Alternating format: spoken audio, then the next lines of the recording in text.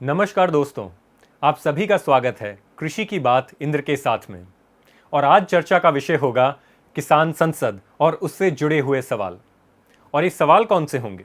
ये सवाल होंगे कि क्या कृषि का एक मुद्दा देश की राजनीति को प्रभावित कर पाएगा? क्या किसान एक राजनीतिक वर्ग बन पाएगा? इन सवालों के जवाब देने के लिए कुछ ही देर में हमारे साथ जुड़ने वाले हैं योगेंद्र यादव जी। पर इससे पहले हम योगेंद्र यादव जी के पास पहुंचे, हम बात करते हैं किसान संसद की। जी, जब से भारतीय संसद का मॉनसून सत्र चल रहा था, तभी किसान नेताओं ने एक ऐलान किया कि हम भी जन संसद चलाएंगे जंतर मंतर पे, और जंतर मंतर में फिर से रौनक लाएंगे। 22 जुलाई से 9 अगस्त तक जंतर मंतर में किसान संसद चला, जिसमें हर रोज 200 प्रतिनिधि वहां पहुंचते थे, भारतीय कृषि कानूनों पे और अन्य चर्चाएं करते थे।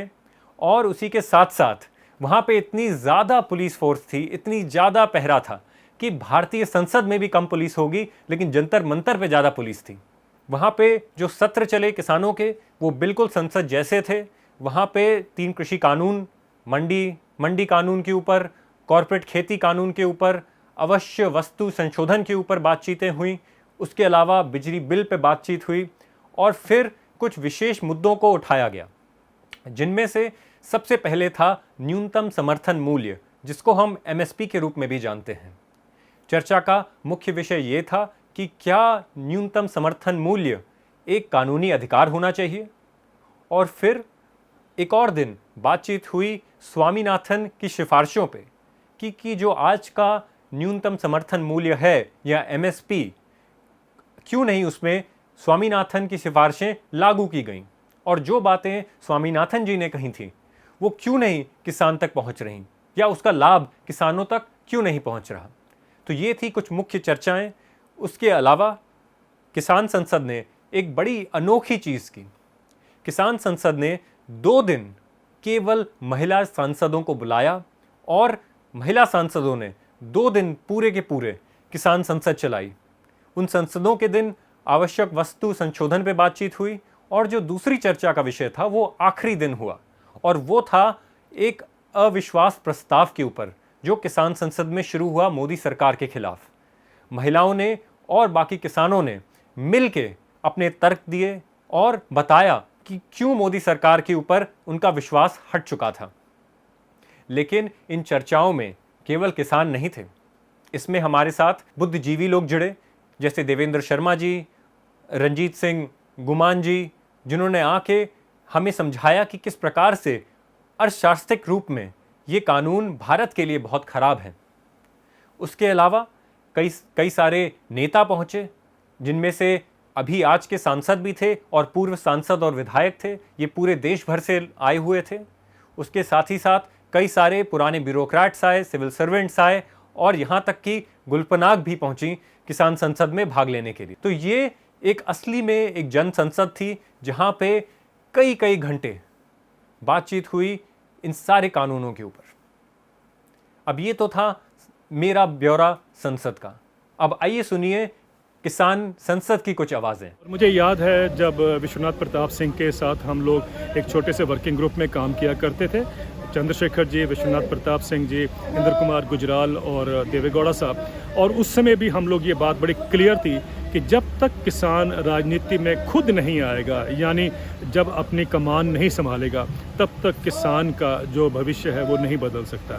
एंड आई थिंक भी जो आजकल के किसान नेता हैं और जो ये 8 महीने से जो प्रोटेस्ट चल रहा है दिल्ली के आसपास, उससे एक सबक लेने की ज़रूरत है कि अगर हम 8 महीने प्रोटेस्ट कर सकते हैं तो I think it is clear now कि किसान जो है वो पॉलिटिकल पार्टी बनाकर, पॉलिटिकल ग्रुपिंग करके वो एक डिसीजन मेकिंग पोजीशन में भी आ सकता है, वो सरकार भी चला सकता है। और मैंने हर जगह कहा है कि अगर एक चाय वाला प्रधानमंत्री बन सकता है, अगर एक ऑक्सफोर्ड का पढ़ा हुआ प्रधानमंत्री बन सकता है, तो एक ट्रैक्टर चलाने वाला क्यों प्रधानमंत्री नहीं बन सकता। और मुझे लगता है कि जिस दिन ट्रैक्टर चलाने वाला प्रधानमंत्री बनेगा, यू विल सी इस कंट्री की जो इकोनॉमिक सोच है, जो आज इनकम को सक करती है, नीचे से ऊपर लेके जाती है, वो उल्टा हो जाएगा। And I think that is what the world needs today. मुझे ये लगता है कि हमारा जो आंदोलन, जो हम मुझे तो एटलीस्ट शुरू के दिनों में नहीं लगता था, मैं ये कहना चाहता हूँ कि आज ये आंदोलन जो है किसानों का, ये पूरे देश के लोगों के लिए एक नया नैरेटिव बिल्डअप कर रहा है। मुझे लगता है कि ये दुनिया में ही पहला आंदोलन है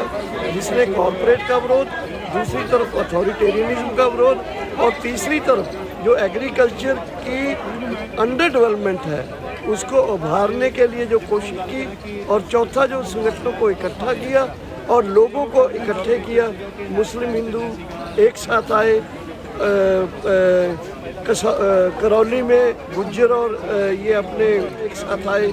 इस तरह से लोग जो इकट्ठे हुए किसानों के, ये कॉमन डिनोमिनेटर ऑफ किसान, उसने डिफरेंट कास्ट के लोगों को, डिफरेंट रिलीजन के लोगों को, डिफरेंट रीजन्स के लोगों को इकट्ठा किया है, और ये अपने आप में एक बड़ी इम्पोर्टेंट प्राप्ति है इस आंदोलन। किसान हमेशा से रहे हैं। किसान को इग्नोर करके कोई भी आज तक सत्ता में नहीं आया। किसान ने जिसको समर्थन दिया उसको दिल्ली के दर्शन हुए, और किसान ने जिसका विरोध किया है वो दिल्ली से बाहर हो गया। ये लोग आज जो सत्ता में आए किसान के समर्थन से ही आए। ताकत तो हम हमेशा से रहे, ऐसा नहीं है, लेकिन कभी कभी जो है हमारे साथ ठगी हो जाती है। इन लोगों ने हमें जो वायदे किए थे वो उन वायदों पे यकीन करके हमने इनको यहाँ दिल्ली भेज दिया, और ये मुकर गए, ये बेईमान हो गए। इन्होंने बिट्रे किया हमारे साथ। ये आंदोलन उत्तर भारत का है, पंजाब का है, हरियाणा का है, या पूरे देश का है। उस दिन पूरे देश का प्रतिनिधित्व वहाँ होगा। पूरे देश के लोग वहाँ अच्छी खासी संख्या में, हर प्रदेश के लोग वहाँ पे एकत्रित होंगे, और उस दिन एक जन क्रांति की कॉल दी जाएगी। देखिए, हमारी इच्छा है कि जो हमारे राजनीतिक लोग हैं वो लोगों के मुताबिक चलें। वो लोगों की सरकार है, लोगों द्वारा बनी है, लोगों के लिए बनी हुई है। वो जो संसद है वो हमारे मुताबिक ही चले। वो संसद में जो फैसले होते हैं वे लोगों के पक्ष के फैसले होते हैं। ये प्रेशर, हमारे जथेबंदियों का प्रेशर, जनता का प्रेशर इकट्ठा करने में हम कामयाब हुए हैं। ये प्रेशर उनके ऊपर पड़ा हुआ है। वो कारपोरेट को, आगे आने वाली जो सरकार है, जो ये सरकार चली जाएगी उसके बाद में आने वाली सरकार है, उसको भी सोचना पड़ेगा कि कारपोरेट के पक्ष में जो फैसले हुए हैं उससे तो लोग खिलाफ हैं, उनके पक्ष में जाएं या लोगों के पक्ष में जाएं। ऐसे फैसले उनको लोगों के मुताबिक करना चाहिए पड़ेंगे। जब तक ये आंदोलन, इतने बड़ा आंदोलन, इतना जन आंदोलन बन गया, लोग इकट्ठे होकर बात चौराहे में पूछने लगे, गलियों में घेर कर पूछने लगे पॉलिटिकल लोगों को, बताओ भाई तीन कानून क्यों नहीं वापस होते, किसके लिए बनाए हैं ये कानून। ये बात पूछने के अवेयरनेस होगी लोगों की, ये पॉजिटिव है। इसने एक बल बख्शा है आम जनता को, पॉलिटिकल लोगों के सामने सवाल करने के लिए एक बल दिया। माहौल अभी देश भर में जन आंदोलन का नहीं बन पाया। इसको जन आंदोलन का जब स्वरूप मिल जाएगा, इसमें छात्रों की भागीदारी होगी, नौजवानों की भागीदारी होगी, मजदूरों की भागीदारी होगी। आज रेल बिक रहा है, भेल बिक रहा है, तेल बिक रहा है, हवाई पट्टियां बिक रही हैं। मजदूर, किसान, छात्र, नौजवान, महिलाएं, आदिवासी, दलित सारे मिलके जब एक मुद्दे को बढ़ाना पड़ेगा। अभी ये 3 बिल के अलावे लोग मुद्दे को और थोड़ा व्यापक बनाना पड़ेगा, तब ये जन आंदोलन बनेगा, और आने वाले 2-3 वर्षों में भारत की राजनीति को बहुत बुरी तरह प्रभावित करेगा और ये रूल करेगा। ये मेरी आशा है कि अगर ये पूरे व्यापक तौर पे, अगर इन तमाम मुद्दों को जोड़कर एक जन आंदोलन की प्रक्रिया खड़ी हो जाएगी, तो इस देश की राजनीति को एक नई दिशा मिलेगी। योगेंद्र यादव जी, बहुत बहुत स्वागत है आपका द वायर के कृषि की बात इंद्र के साथ में। और हम सब जानना चाहते हैं सबसे पहले कि किसान संसद की क्या उपलब्धियां थीं। अपनी उपलब्धियों का जिक्र करने से पहले आपकी उपलब्धि पे एक बार बधाई दे दूं। ये जो आपने कृषि की बात करके शुरू किया है, मैं समझता हूँ ये बहुत अच्छा इनिशिएटिव है किसानों की तरफ से, क्योंकि इस देश में किसानों को लोग कूड़ेदान मानते थे और अखबारों में, मीडिया में उनके लिए कोई जगह नहीं। द वायर ने उसके लिए एक विशेष जगह निकाली है। उसके लिए पहले आपकी उपलब्धि भी आपको बधाई दे दूं। ये जो किसान संसद है, देखिए 13 दिन तक किसान संसद चली। लगभग 3700 के करीब किसानों ने देश के 20 राज्यों से आके इसके अंदर हिस्सा लिया। 65 घंटे तक चर्चा हुई और 6 कानूनों के बारे में विस्तृत प्रस्ताव पारित किए गए। किसान संसद पहले भी हुई है इस देश में, मैं नहीं कहता पहली बार हुई है, लेकिन पहली बार इस तरह से इतना पार्टिसिपेशन हुआ। पहली बार इतना विस्तार से और इतनी बारीकी से प्रस्ताव पारित किए गए हैं, ऐसे प्रस्ताव जो कि मैं समझता हूं जिनसे लोकसभा भी कुछ सीख सकती है। पहली बार विपक्ष के एमपी आए, अनेक मेंबर ऑफ पार्लियामेंट आए, कोई बोला नहीं, सबने बैठ के चुपचाप से किसानों की बात सुनी। मैं समझता हूं इस देश में किसानों का जो बढ़ता हुआ महत्व है, किसानों की जो एक हैसियत है, किसानों का जो आत्मसम्मान है, उसका इससे बेहतर नमूना कोई हो नहीं सकता था। खास तौर पे इसलिए क्योंकि ठीक उसी समय हमारी लोकसभा और राज्यसभा में सिर्फ हो हल्ला और हंगामा हो रहा था, जवाब देने की कोताही हो रही थी। पहले 2 सप्ताह में लोकसभा सिर्फ 18 घंटे काम किया, जैसे मैंने कहा 13 दिन के अंदर हमने 65 घंटे काम कर लिया। वहां गाली गलौज हो रही थी और यहाँ व्यवस्थित रूप से काम हो रहा था। ये अंतर पूरे देश ने देखा और मैं समझता हूँ लोकतंत्र के लिए एक अच्छी परिपाटी कायम। तो दूसरा सवाल योगेंद्र यादव जी बन के आता है कि क्या एक संसद अराजनीतिक हो सकती है? अराजनीतिक होने के 2 मायने होते हैं। अराजनीतिक होने का साधारण व्यक्ति मायने निकालता है कि आप चुनावी राजनीति में हैं कि नहीं। उस लिहाज से संयुक्त किसान मोर्चा चुनावी राजनीति में नहीं है।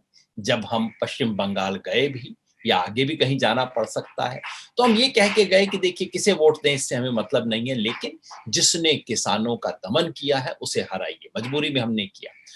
तो चुनावी राजनीति के अर्थ में हमने उससे दूरी बना के रखी है। कोई ऑपोजिशन के एमपीज आए, हमने किसी का नाम भी नहीं लिया, सबको बैठाया। लेकिन अगर राजनीति से हमारा मतलब देश की सत्ता समीकरण है, अगर राजनीति से मतलब इस देश का शक्ति संतुलन है, अगर राजनीति से मतलब ये है कि इस देश के बड़े फैसले कौन लेगा, कैसे लेगा, उससे किसान कैसे अलग रह सकते हैं भाई? इस देश के सबसे बड़े वोटर किसान हैं और अगर राजनीति से उस मायने में पूरी तरह अलग हो जाए किसान, तो उसका तो मतलब है कि भैया जो मर्जी फैसले आपने करने हैं करो, मैं आपके फैसलों का शिकार रहूंगा, मैं कुछ करूंगा नहीं। इस गहरे अर्थ में न सिर्फ किसान आंदोलन बल्कि इस देश का हर कोई आंदोलन राजनीतिक होता है, होना चाहिए। राजनीति से मुंह मोड़ने का मतलब है देश के भविष्य से मुंह मोड़ देना। मैं तो कहता हूं कि राजनीति जिस युग में मैं और आप जी रहे हैं उसका युग धर्म है राजनीति। उस युग धर्म से अपना मुंह नहीं मोड़ना चाहिए। जी, आपका उत्तर सुन के मुझे अरिस्तु की बात याद आ गई कि इंसान या मनुष्य एक राजनीतिक जानवर है। और आपने जो जवाब दिया इससे बड़ा साफ निकल के आता है कि चाहे किसान आंदोलन सत्ता की राजनीति में नहीं घुसा है, लेकिन वो राजनीति से अलग नहीं है, वो पार्टी पॉलिटिक्स में नहीं घुस रहा है, लेकिन वो देश की जो सच्ची राजनीति है उसमें आज भी कायम है। तो इसी सवाल उभर के आता है कि क्या एक कृषि का मुद्दा देश की राजनीति को प्रभावित कर पाएगा? करना चाहिए और किसान आंदोलन की ये कोशिश होनी चाहिए कि वो राजनीति की जमीन बदल दे। जैसे मैंने कहा किसान आंदोलन एक पार्टी बन के खेल खेले, इसकी जरूरत नहीं है, लेकिन जिस जमीन पे, जिस एस्ट्रोटर्फ पे, क्योंकि ओलंपिक का सीजन है, जिस एस्ट्रोटर्फ पे ये मैदान खेल खेले जाते हैं उस एस्ट्रोटर्फ को बदलना किसान आंदोलन का जरूर उद्देश्य होना चाहिए। बन पाएगा? मैं समझता हूं अब तक यही अंतर था। अब तक सारे नेता, सारी पार्टियां मान के चलते थे कि किसान का क्या है, 4.5 साल तक शिकायत करेगा, धरने देगा, रोएगा, आंदोलन मोर्चे लगाएगा, आखिरी 6 महीने में वो कोई यादव बन जाएगा, कोई हो जाएगा, कोई जाट बन जाएगा, नहीं तो हिंदू मुसलमान हो जाएगा। यानी कि जात धर्म के खांचे में बांट के किसान को खत्म कर दिया जाएगा। इस आंदोलन ने पहली बार ये उम्मीद जगाई है कि किसान धर्म के, जाति के खांचे में नहीं बढ़ रहा। पंजाब और हरियाणा के किसान को 20 साल तक तोड़ने की सफल कोशिश रही, लेकिन आज वो एक साथ खड़ा है। उत्तर प्रदेश में मुजफ्फरनगर में कितनी घिनौनी कोशिश हुई हिंदू मुसलमान के आधार पर समाज को बांटने की, और बटा भी, लेकिन इस आंदोलन ने दोबारा हिंदू मुसलमान को जोड़ दिया है। जातियों में इतनी स्पर्धा, जातियों में इतनी दुश्मनी, उनको आज इस आंदोलन ने एक साथ खड़ा कर दिया है। आज ये आंदोलन कह रहा है कि मेरा धर्म किसानी, मेरी जाति किसान। अगर ये बोलना सीख जाएं तो निश्चित ही किसान आंदोलन इस देश की राजनीति की समीकरण सही मायने में बदलेगा। क्योंकि लोकतंत्र में जो समाज, क्योंकि किसान इस देश के कोई 2-5% नहीं है, इस देश के 50% से अधिक परिवार सीधे सीधे किसानी से जुड़े हैं और 2/3 परिवार इनडायरेक्टली किसानी से जुड़े हैं। अगर वो लोग इस देश की राजनीति को प्रभावित नहीं कर सकते तो कौन करेगा? कर सकता है, और पहली बार इसकी उम्मीद मुझे जी, इसी से आपने यूपी का जिक्र किया और साथ ही साथ और सारे नेताओं ने उत्तराखंड की भी बात की, पंजाब की बात करी। तो ये मिशन यूपी है क्या? थोड़ा सा दर्शकों के लिए आप हमें समझाइए। मिशन यूपी, जिसकी हमने 10 दिन पहले लखनऊ में जाके घोषणा की, उसका मतलब है कि यह आंदोलन जिस सघनता पे, जिस हाइट पे हरियाणा और पंजाब में पहुंच चुका है और राजस्थान के कुछ हिस्से में पहुंच चुका है, उसी सघनता को, उसी गहराई को, उसी असरदार तरीके से अब इस आंदोलन को पूरे उत्तर प्रदेश में लेके जाए। पश्चिमी उत्तर प्रदेश में तो है, बहुत सघन है, लेकिन अभी भी उत्तर प्रदेश इतना बड़ा प्रदेश है कि पूरे उत्तर प्रदेश में ये बात नहीं जा पाई है उतनी सघनता से, उतनी गहराई से। तो हमने इस मिशन को लॉन्च करके फैसला किया है कि जैसे हरियाणा पंजाब में टोल फ्री करने का आंदोलन हुआ कि टोल के दरवाजे खोल दो, वो उत्तर प्रदेश में भी शुरू होगा। जिस तरह से बीजेपी और उसके सहयोगी नेताओं का बायकॉट शुरू हुआ, वो भी उत्तर प्रदेश में शुरू होगा। तमाम किस्म की रैलियां और महापंचायतों का आयोजन उत्तर प्रदेश में किया जाएगा। 18 मंडल है, सभी 18 मंडल के अंदर इन रैलियों का आयोजन किया जाएगा और एक महारैली 5 सितंबर को मुजफ्फरनगर में एक ऐसी रैली होगी जो पूरा देश देखेगा। ये सिर्फ उत्तर प्रदेश की रैली नहीं होगी, देश के किसान आएंगे उत्तर प्रदेश में 5 सितंबर को आके इसकी शुरुआत करेंगे। और उद्देश्य यही है, क्योंकि हमारा मानना है, हमारी समझ है कि अब जिसे कहते हैं वो जो उसकी नब्ज है भारतीय जनता पार्टी को दबाने की, भारतीय जनता पार्टी का नाम इसलिए ले रहा हूं क्योंकि जिन्होंने किसान आंदोलन के बारे में इस तरह का रुख रखा है, किसान आंदोलन से बात न करने का जो केंद्र सरकार का रवैया है, अगर उत्तर प्रदेश में आंदोलन सघन होगा तो इन्हें हमारी बात सुननी पड़ेगी, माननी होगी। इसलिए हम अपना दबाव उत्तर प्रदेश में और साथ में उत्तराखंड में दे रहे हैं। जी, इसी से जुड़ा हुआ एक छोटा सवाल कि हीरे को हीरा काटता है, ये तो सभी जानते हैं। जिस प्रकार से योगी आदित्यनाथ जी ने किसान आंदोलन को एक चुनौती दी कार्टून के माध्यम से, और कई और उन्होंने बयान दिए जो काफ़ी हिंसावादी थे और ऐसा कहते थे कि वो किसानों को एक बड़ी चुनौती देंगे, तो किसान आंदोलन का कौन सा वो हीरा होगा या हीरे होंगे जो योगी जी से प्यार करके उत्तर प्रदेश को जीतेगा? वो हीरा होगा उत्तर प्रदेश का सीमांत छोटा किसान, साधारण किसान, कोई बड़ा नेता नहीं, कोई उसका नहीं। आप देखिए क्या भाषा का इस्तेमाल करते हैं। बिल्कुल जो कार्टून जिसका आपने जिक्र किया, वो तो गुंडई का भाषा का इस्तेमाल करते हैं कि अच्छा आओ हम तुम्हें देख लेंगे। ये भाषा सत्ता के लिए केवल एक ही चीज दिखाती है, सत्ता का सुप्रीम अहंकार। और सच बात यह है कि उत्तर प्रदेश में इस वक्त कानून का राज तो बचा नहीं है, पुलिस का राज चल रहा है उस प्रदेश में, और तमाम आंदोलनों को कुचलने का इन्होंने काम किया है। लेकिन आप देखिए किसान आंदोलन दिखाएगा कि किसान आंदोलन को कुचलना उस तरह से संभव नहीं है। मोदी जी ने भी तमाम आंदोलनों को ठीक कर लिया था। किसान आंदोलन पहला आंदोलन है जिसने उन्हें 2 कदम पीछे जाने को मजबूर किया है, और यही योगी सरकार के साथ होगा।